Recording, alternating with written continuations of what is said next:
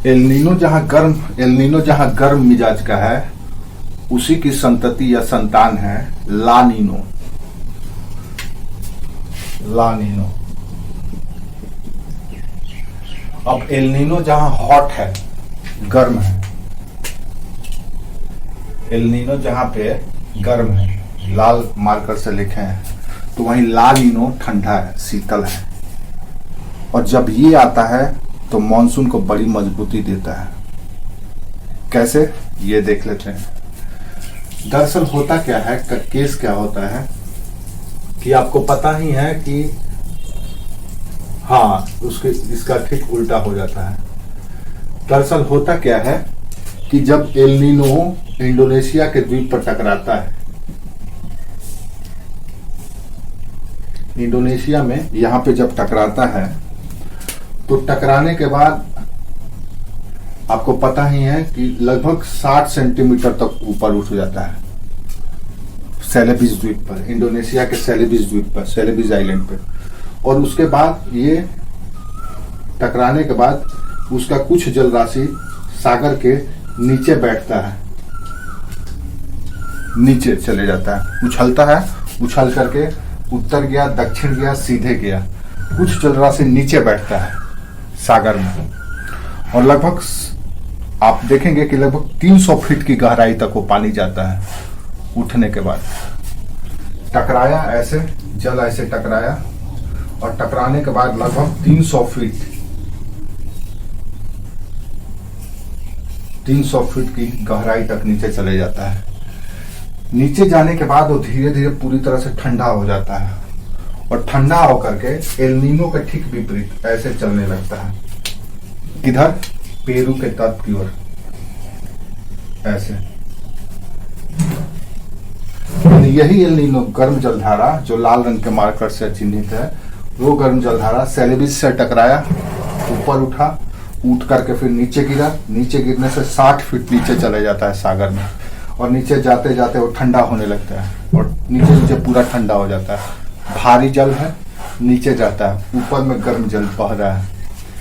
ये नीचे नीचे आता है पेरू के तट पे, और पेरू के तट पे बाहर निकलता है, और फिर ऐसे प्रवाहित होने लगता है, और धीरे धीरे गर्म जलधारा के जगह पर अपना स्थान ले लेता है। और धीरे धीरे ये ठंडी जलराशि ऐसे बहने लगती है, और यही जलराशि, ठंडी जलराशि बहते बहते हिंद महासागर में चली आती है। तो ला नीनो हर साल, हमेशा वर्ष भर चलते रहता है, और इसी को रिप्लेस करके एल नीनो आता है, और एल नीनो को रिप्लेस कर देता है, फिर ला नीनो आ जाता है, और आकर के फिर हिंद महा, हाँ, यहां से ये जैसे एल नीनो चल रहा है, एल नीनो उठा, उठ करके नीचे गया, नीचे जाकर के फिर ये अंदर अंदर पेरू के तट पर निकला, अपवेलिंग हुआ यहाँ पे, और फिर यहाँ से फिर घूम गया, घूम करके फिर जैसे एल नीनो आ रहा था उसी तरह से आ जाएगा। अब एल नीनो के जगह पे ये चलने लगा, और मलक्का और सुंडा जलडमरू मध या सुंडा जल संधि को पार करते हुए हिंद महासागर में प्रवेश कर जाएगा। हिंद महासागर में प्रवेश करके हिंद महासागर के टेम्परेचर को और डाउन कर देगा, धीरे धीरे इस हिंद महासागर के जल को और शीतल कर देगा, जिससे हिंद महासागर में हाई प्रेशर का एरिया डेवलप हो जाएगा। हाई प्रेशर का एरिया डेवलप हो गया, यानी हवाएं इस पर बैठने लगी। हवाएं बैठेंगी तो क्या होगा कि हवाएं सागर के जल का वाष्पीकरण हुए जल को या वाष्पीकृत हुए जल से आर्द्रता ग्रहण करके भारी हो जाएंगी। ऊपर से जेट आएगा, उन हवाओं को धक्का दे करके भारतीय क्षेत्र में धकेल देगा।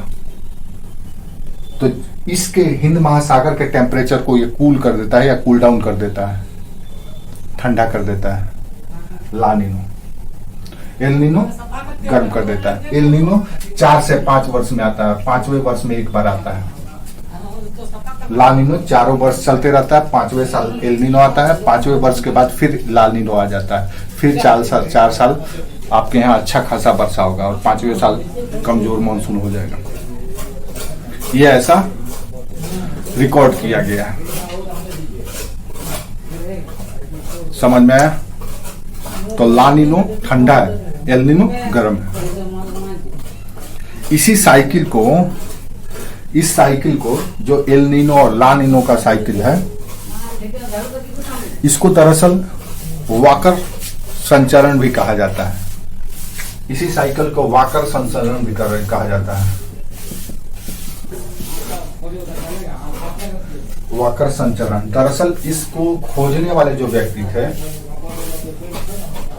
ये जो साइकिल है, ये एल नीनो को खोजने वाला पेरू तट के फिशरमैन लोग थे, मछली जो मारते थे, वो लोग इस साइकिल को, इस करंट को खोजे थे।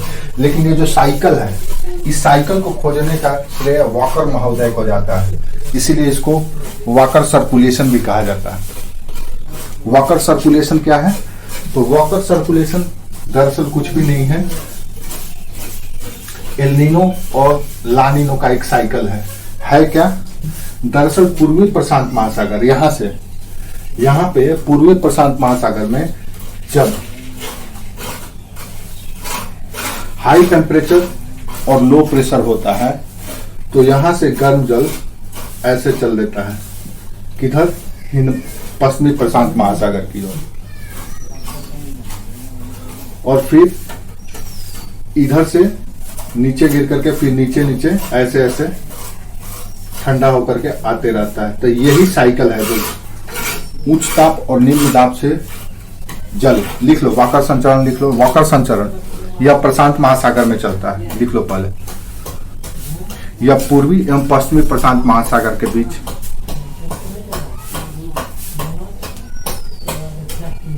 संचरण करता है। जब पूर्वी प्रशांत महासागर में उच्च ताप और निम्न दाब रहता है,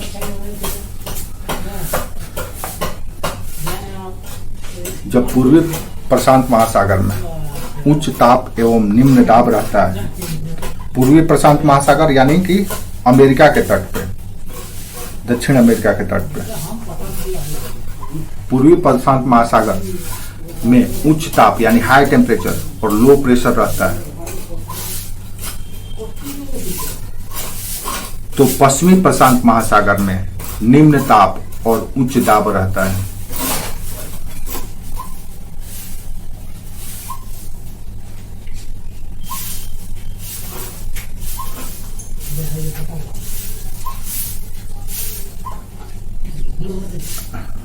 प्रशांत महासागर में ताप, लो टेम्परेचर और हाई प्रेशर होता है, लो टेम्परेचर और हाई प्रेशर होता है। यहाँ पे होगा लो टेम्परेचर हाई प्रेशर, यहाँ पे होगा हाई टेम्परेचर लो प्रेशर।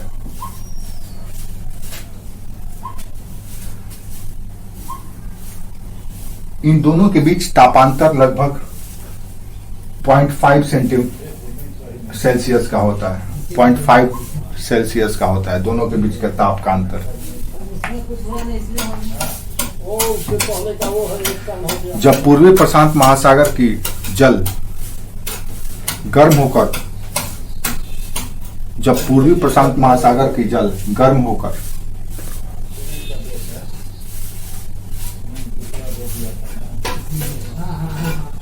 ऊपर उठने लगती है,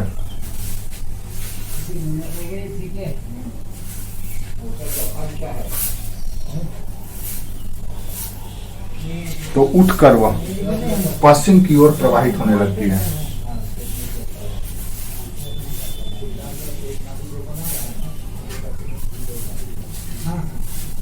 और यही जल हिंद महासागर में आकर के,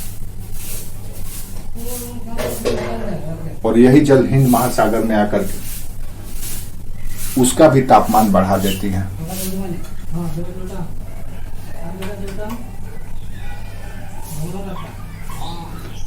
यह प्रक्रिया निगेटिव वाकर सर्कुलेशन कहलाता है, निगेटिव या नकारात्मक वाकर संचरण कहलाता है। यानी जब निगेटिव वाकर संचरण होगा तो आपके यहाँ वो मानसून कमजोर पड़ जाएगा।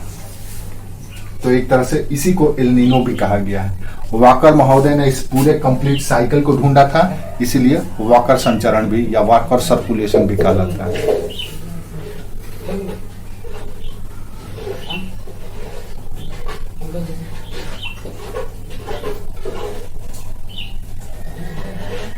ठीक है।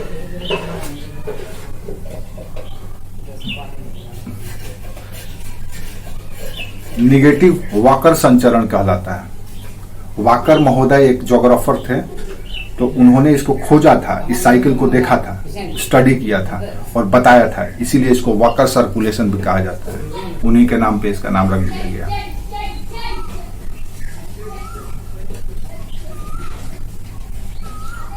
ठीक है।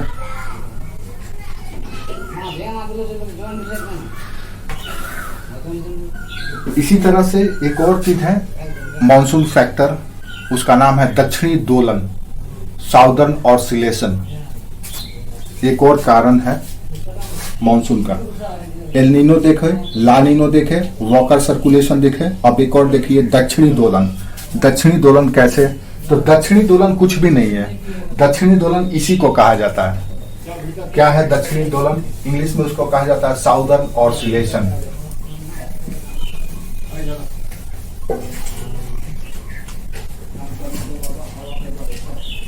साउदर्न ऑसिलेशन, हिंदी में दक्षिणी दोलन। अब एक दक्षिणी दोलन क्या है लिख लो। दक्षिणी दोलन दरअसल पेरू और हिंद महासागर के बीच एक संबंध को दर्शाता है। पेरू और हिंद महासागर के बीच एक संबंध को दर्शाता है दक्षिणी दोलन।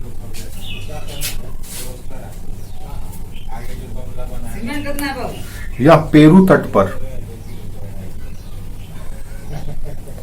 यदि पेरू के तट पर हाई टेम्परेचर और लो प्रेशर है,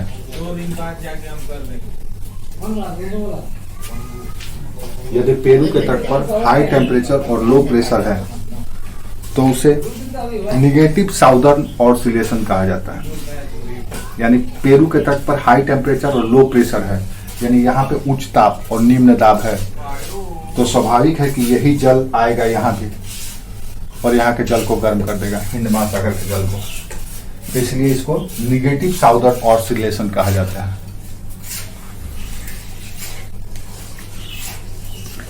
यानी एल नीनो हिंद महासागर में आ रहा है। इस बोलो